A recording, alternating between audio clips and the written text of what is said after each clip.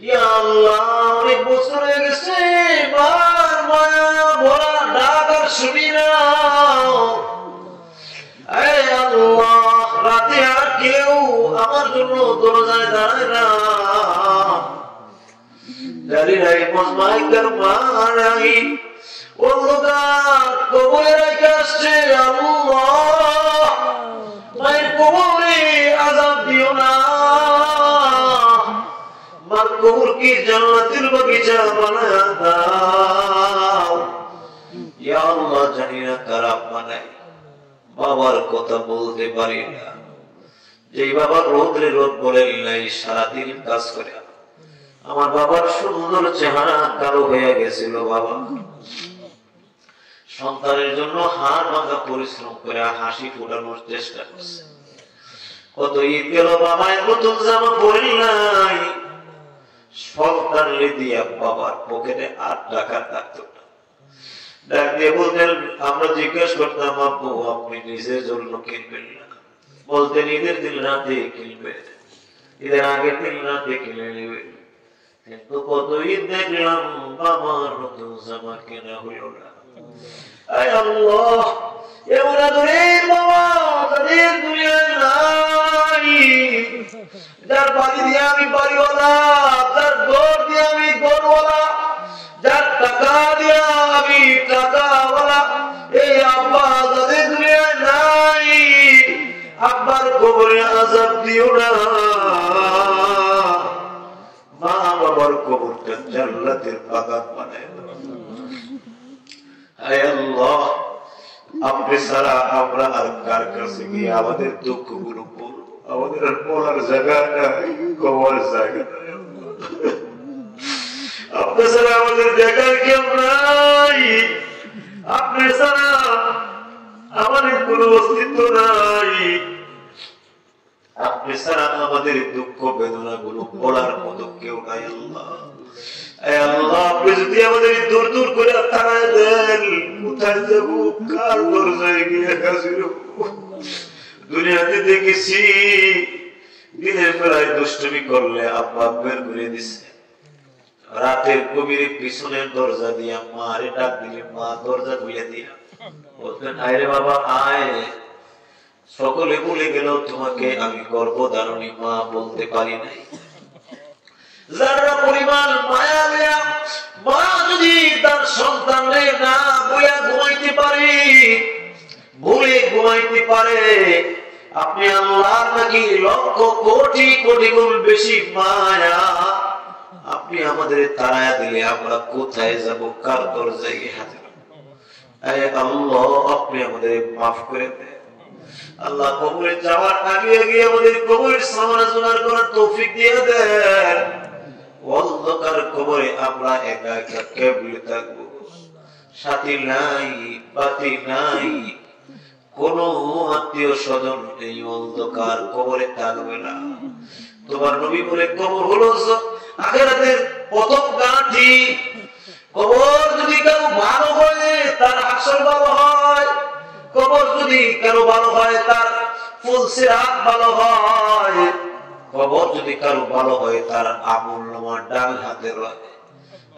আল্লাহ, আমাদের কবর ভালো বানায় দেন, কবরের আযাব হটাইয়া দেন, দূর করে দেন।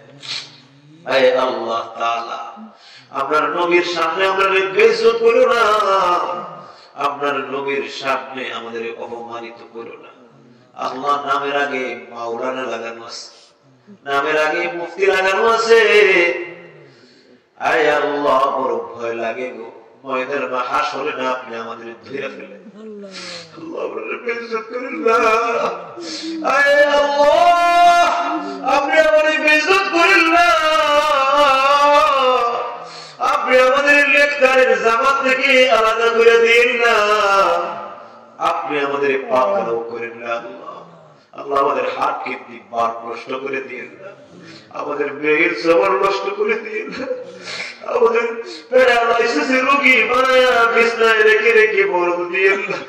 আল্লাহ, আমাদের ক্যান্সার দিন না। আল্লাহ, আল্লাহ, আমাদেরকে আপনার ডায়াবেটিস দিন। আল্লাহ, আপনি আমাদের এমন কোন রোগ দিন না যে রোগের কারণে নামাজ বন্ধ হয়ে যায়।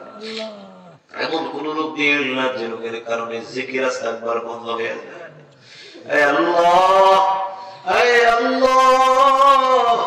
আমাদের পক্ষ থেকে রাতের নিস্তব্ধতার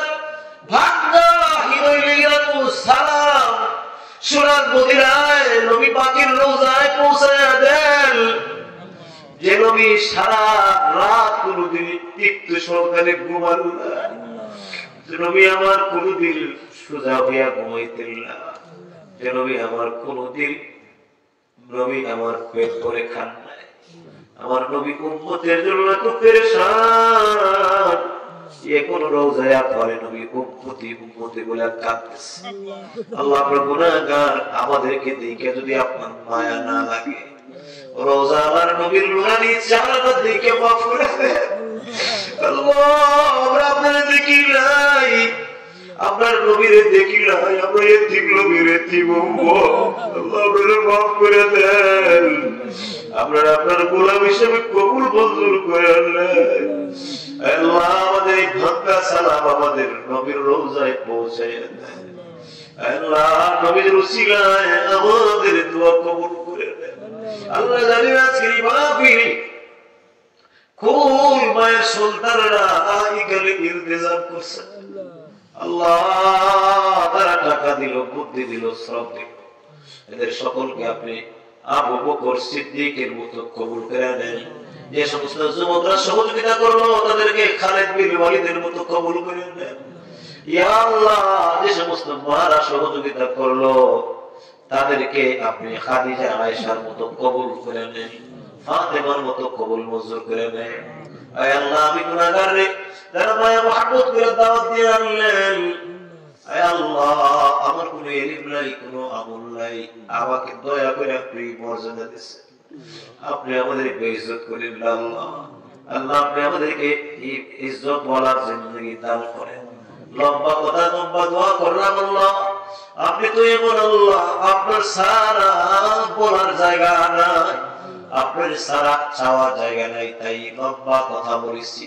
আপনার অনেক বান্দাদের এমন হালত আছে যা কোনো দোয়া বলাও যায় না, আপনার বান্দা বান্দীদের নেক মাকাস আপনি কবুল করে নিন। ইয়া আল্লাহ যাদের বাসায় প্রত্যেকবার মেহমানদারি করি, মেহমানদারিরা পয়ম যারা করেন তাদেরকে আপনি কবুল মঞ্জুর করে নেন। ইয়া আল্লাহ আমার আব্বু মারা গেছেন, বলছেন মেহেরবানি করে কবরকে জান্নাতের বাগিচা বানায় দেন। ওনার আব্বু আরো অনেক বছর আগে ওলামায়ে কেরামের মেহমানদারি করে গেছিলেন, তার সন্তানদের আয়ুর্বেদে আপনি বরকত দিয়ে দেন। আমাদের মসজিদকে, এই মসজিদকে আপনি কবুল মঞ্জুর করে নেন। মসজিদের কমিটির সভাপতি, সেক্রেটারি, কেশিয়ার সদস্য সকলকে কবুল করেন। মুসল্লিদেরকে আপনি কবুল করে নেন। এলাকার মাটির নিচে যত মুর্দাগণ আমাদের হাতের দিকে মুখের দিকে তাকায় আছে, প্রত্যেকের কবরের আযাব মাফ করে দেন, কবরকে জান্নাতের বাগিচা বানায় দেন। আমাদের সকলের ব্যবসায় বরকত দেন, আয়ুর্বেদে বরকত দেন, কৃষি কাজে বরকত দিয়ে দেন। ইয়া আল্লাহ বাকি জীবন আপনার গোলামি করার তৌফিক দেন। আল্লাহ যা বললাম, যা বলার বাকি রয়েছে আপনি সব জানেন, সব নেক আশা আপনি কবুল করেন। আপনার নবী যা চাইছেন আমরা চাই, আমাদের দান করেন। যে সমস্ত বুরাই খারাপি থেকে পানাহ চেয়েছেন আমরা পানাহ চাই, আমাদেরকে আপনি পানাহ দিয়ে দেন। ওয়া সাল্লাল্লাহু তাআলা আলা খায়রি খালকিহি মুহাম্মদ। আয় আল্লাহ আমার সাথে দুইজন আলেমে দ্বীন আছেন, মাওলানা ইয়ামিন সাহেব আর মাওলানা সাব্বির আহমদ সাহেব। ওনারা অনেক সুন্দর কোরআনের কথা বলেন, কোরআনের আলোচক তারাও। তাদেরকে সারা বিশ্বব্যাপী আপনি কবুল করে নেন, তাদেরকে এমন ভাবে কবুল করবেন আল্লাহ যাদের কবুলিয়াতের মাকাম এত উঁচু হয়, তাদের বয়ানের মাধ্যমে যেন লক্ষ লক্ষ তোমার নবীর উম্মত দিশা হয়ে যায়।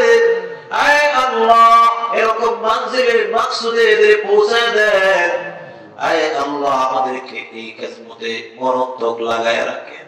ওয়া সাল্লাল্লাহু তাআলা আলা খায়রি খালকিহি মুহাম্মদ ওয়া আলিহি ওয়া সাহবিহি আজমাইন। আমিন বিরহমাতিকা ইয়া আরহামার রাহিমিন।